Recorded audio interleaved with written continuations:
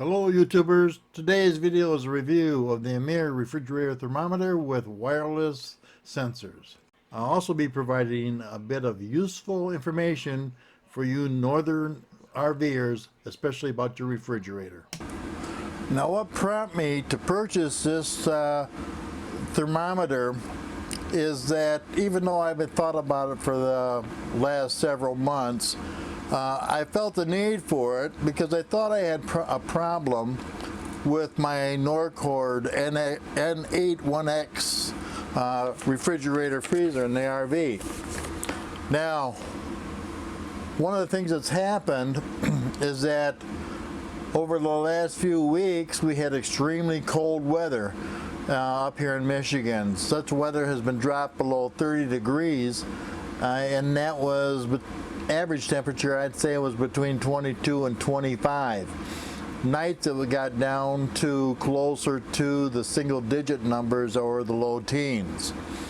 Now, in trying to figure out what had happened with my refrigerator, because during that period I noticed that things were getting soft in the freezer. Ice was starting to defrost a little bit, was loose in the trays, and we had some frozen soup in there that started to get a little bit mushy, so we thought we might have had a problem with the refrigerator. Well, after doing a little research, I dug out my book and I found out on in the instruction page that the effects of freezing temperatures on refrigeration operation. Now this is pretty much hold true for a lot of you people who are in the northern area where you keep your refrigerator on all the time. A gas absorption refrigerator is not designed to operate in freezing temperatures. If the refrigerator is not equipped for low temperature operation, and if the cooling system of the refrigerator is exposed to temperatures of 32 degrees Fahrenheit or lower for an extended period of time, the refrigerator operation may be disrupted. The refrigeration operation will resume when the cooling system of the refrigerator warms significantly. If the refrigerator is equipped for low temperature operation, the refrigerator will operate and the temperatures down to 0 degrees. When I purchased this on Amazon, I paid $18.99, and what I got was the monitor minus the batteries and 2 sensors. One which I put in the refrigerator and the other one I put in the freezer. Right now the monitor is reading high because I've got my sensors outside of the refrigerator and just sitting on the table of the camper, which is still warming up. Your temperature settings are, you've got your outside temperature outside the refrigerator, and you've got sensor 1 and sensor 2. You can set those up any way you like. On the left you have your alarm settings for 1 and 2. And you also have on the right, you can change it from Celsius to Fahrenheit. You can also clear out your alarms as well. Your outdoor, or like inside your camper, outside the refrigerator, also has an alarm setting, so you have total control. Now I chose to install my number 1 sensor in the refrigerator, and you can put it just about anywhere you like. You can have it up on there, or else another good place would be inside the door, and that way you'd have enough room to close it. Or sometimes you got like a little corner spot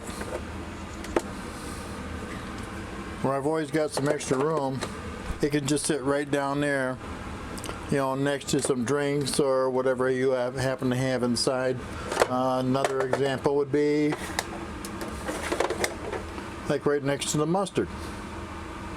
So whichever works out best for you. My number 2 sensor, same sort of thing.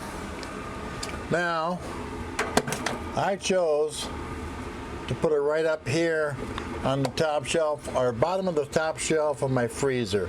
The reason I like that is because usually there's not that much that we stick in there. The ice cube trays usually go right there, and so I usually got some blank space or extra. There's a little space there I can put that. But that, just like on the other one, can be placed on the inside of the shelf. I think we can get there. That seems to work out pretty good as well. I do have no room over here on the end or here, because that way the door will get in the way. So, but that works out pretty easy too. The nice thing about the monitor is that on the back, and this was a pleasant surprise, there's 4 little magnets. And so if you've got some place that, like say for instance your refrigerator door, or what I found is just by placing it right here on top of the microwave, and it's like right up against the little mounting screw, I can open this and close it and there's no interruption. And so again, my temperatures are reading a little high, but those will be dropping down as soon as the temperature starts registering, on my monitor. So in short, basically this was a money-saving feature that I found.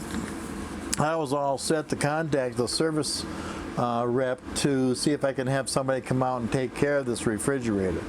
Now, in the meantime, you can see I've got the camera focused onto my monitor, and the temperature has been dropping down rather steadily. When I first started it, I think it was right around 46 to 48 degrees on the freezer, which is on the top setting, or top sensor, and then on the middle sensor, that's dropped down to about 44 degrees. I usually like to keep it right around in the mid to high 30s. So freezer will eventually get down to about 2 to 6 degrees, maybe 8 degrees Fahrenheit, which is well below freezing. Now what I've done since then is I've set up a little space heater inside the camper to run all the time during these last few weeks that I'm here.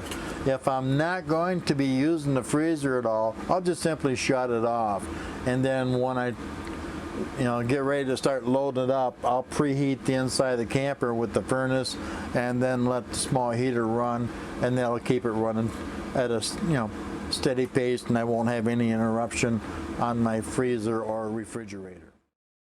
I hope you enjoyed this video on the Amir Wireless Refrigerator Thermometer, as well as finding it helpful or useful. And if you like this video, please hit the thumbs up. If you haven't already, please subscribe. And most of all, thanks for watching.